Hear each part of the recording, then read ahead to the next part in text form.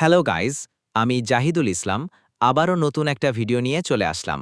So বেশি দেরি না করে শুরু করা যাক। পারিবারিকভাবে বিয়ে করেছি। বিয়ের আগেও তাকে বেশ কয়েকবার বলেছিলাম সম্পর্ক আছে কিনা, থাকলে বলো, কোনো সমস্যা নেই। সে তখন গ্যারেন্টি দিয়ে না করেছে, কখনো কোনো ছেলের সাথে কথাই বলেনি।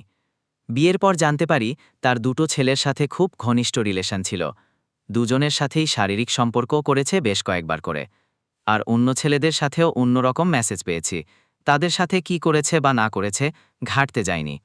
আমার মাথা কাজ করছিল না, মানসিকভাবে ট্রমায় চলে গেছি। কোনোভাবেই মানতে পারছি না। তাকে এসব জোর দিয়ে জিজ্ঞেস করলে সে বলে, বিয়ের আগে মানুষের এসব একটু থাকেই। এখন ভালো হয়ে গেছি, আমি আমার ভুল বুঝতে পেরেছি, এখন থেকে সঠিক পথে চলব।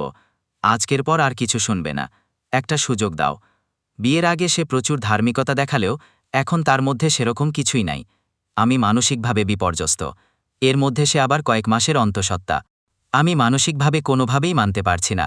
বাইরে বাইরে আমার প্রতি ভালোবাসা দেখালেও আমার মনে হয় সে আমাকে মন থেকে ভালোবাসে না। আগের জনকে হয়তো ভুলতে পারিনি, তার প্রতি আর কোনো ফিলিংস কাজ করে না আমার। এখন আমার কি করা উচিত হবে? নাম প্রকাশে অনিচ্ছুক। ফটাফট লাইক, কমেন্ট, শেয়ার করুন। নতুন নতুন ভিডিও পেতে চ্যানেলটি সাবস্ক্রাইব করুন।